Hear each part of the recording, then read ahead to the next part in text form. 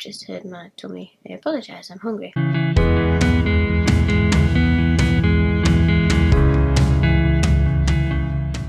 Hello and welcome back to my channel. I'm Emma. Today I will be talking about the Trope-ical Readathon that is taking place next month in August. It starts from the 1st of August all the way to the 31st of August. It's done by Jen and her partner Rob, and it's run by them. So basically it's all based around the tropes in various different genres. I'd say probably in horror, like you've got Last Girl Standing and all them. In romance you've got probably enemies to lovers or vice versa and all that. There are 5 categories in total, which are romance, sci-fi, mystery, horror / thriller, contemporary and non-fiction poetry. So basically you get points for every book that you read. So there's 13 common challenges that anyone can do, and then you have 3 challenges per team. So you have the team book, and then there are other 2 challenges as well. So I will be doing the team book, and I'll also be doing one of the other challenges within that category for my chosen team. On the common challenges, you can either use the prompts, so you can either read a book with a given trope or one that satisfies alternative prompts. So the ones that are at the top in black, so say absent, dead parents, strange names, outbreak, pandemic, forbidden romance, you can use all of them just on their own, or you can use the green instead if nothing fits if you've got no books that fit the black. So you can use the green. You can read a book with multiple authors, a book that starts with the first letter of your name, a book that is part of a series, etc. So that is why some of mine flip between either one. You can't, however, double up. So you couldn't have, say, a dystopia book and a book that's got 500 pages, so you can't double up on them.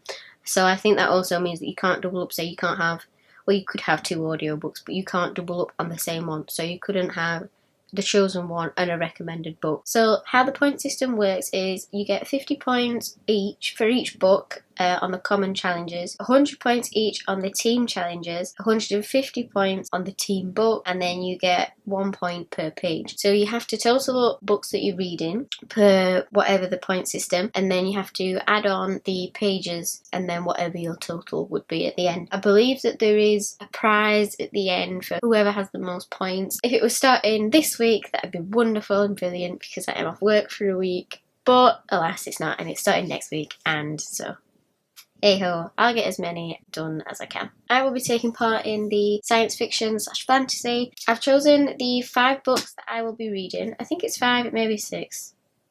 Who knows? So without further ado, let's get on to the books. The team book that we will be reading for sci-fi / fantasy is Cinderella is Dead by Kaylin Bayron, I believe it is. I don't know too much about it. It's based on the original Cinderella story but 200 years later. So Cinderella's been and gone, she's found a prince. This is based on Sophia 200 years later, and the original story of Cinderella is still being told to this day. They've got to basically live by the story until one day they all have to go to a ball and they have to be picked off by princes, but Sophia doesn't want to be and something happens. So I'm really looking forward to reading this. This arrived yesterday in the post and I really want to make a start on reading it now, but I've got to wait. The next one on the list is, I found this one, outbreak / pandemic. I have decided to choose Cold Storage by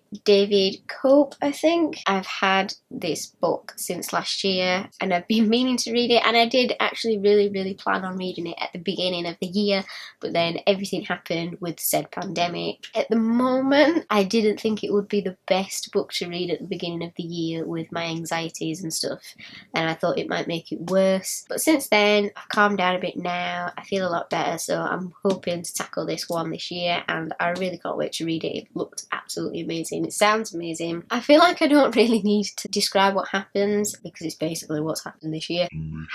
Basically what happens is there's an underground bunker or something, and these people go in to investigate, and it turns out that whatever they've got in this bunker it's come up to the surface, and basically it just does a pandemic and it starts to wipe everyone out. So it's kind of on the same part in a way, and I didn't read it because I thought it would make my anxiety worse, but as I say, I'm feeling a lot better. I'm feeling a lot more calmer, so that would be the pandemic / outbreak. A book you forgot about on your TBR. This was originally supposed to be another one of the challenges on the board, but I looked into it and it didn't really fit. It's also the book that I will be reading for the month on my Buddy Read with Catherine. So we've just finished reading the Shadow and Bone series and it absolutely broke my heart, I'm not even gonna lie.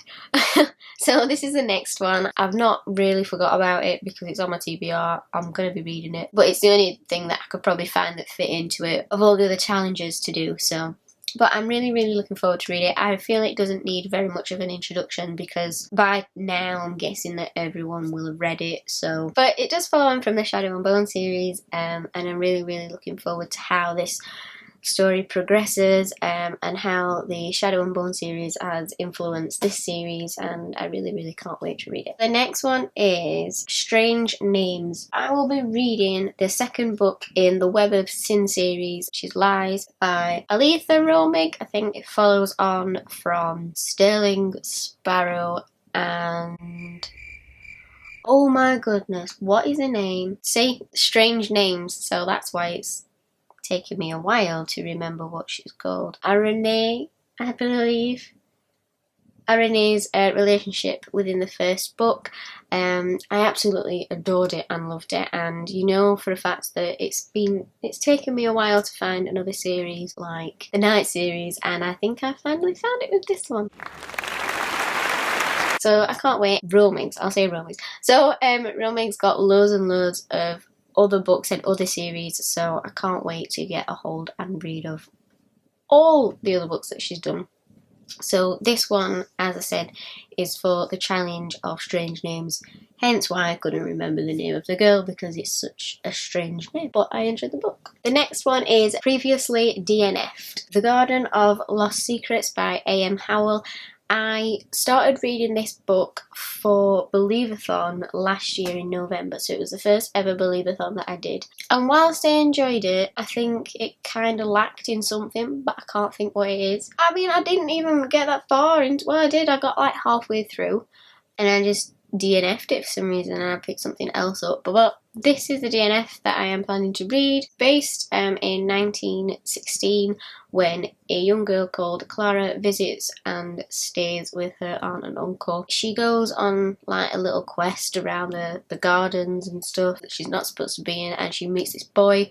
It turns out that this boy is living on the farm or wherever it is that she's staying, and he's living there, but her auntie and uncle don't know, and he's like stowed away somewhere, and she slowly gets to understand why.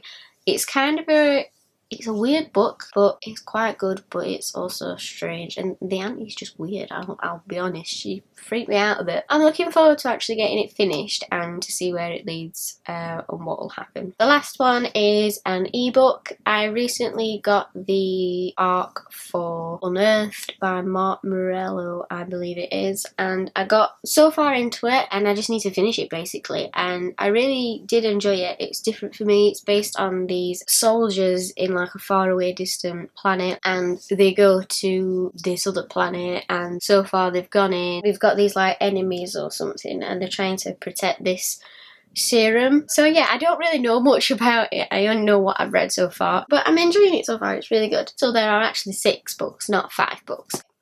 So that is everything for the Trope-ical Readathon. I will link everything down below to Jen and Rob's handles and their official Twitter page. If you do want to join in, you can go to their Twitter page and there is a link where it lets you sign up for it. It will then put you into a prize giveaway. If you put on also your photos of all the books that you plan on reading, that also gives you an extra entry into the giveaway as well. I hope you've enjoyed this video. I'm sorry it was a little bit hashed. I had something stuck in my throat and I couldn't get it out, and I don't know what it was. These are the books that I plan on reading for next month. There is quite a few to get through. Some of them are quite chunky, and I'll be honest, I don't know if I'll be able to do it and finish it because I'll be back at work, but we'll see, and we'll see how we get on. I'm feeling optimistic and I'm looking forward to all the books because there's some really good books there that have been on my shelves for ages or that I've wanted to read for a while. That is everything from me. Comment if you're joining in on the Trope-ical Readathon, or if you're doing any other readathons, come let me know. Let me know what you thought of the video. If you've read any of the books, let me know. give us a like, subscribe, and I'll see you in the next video. See ya!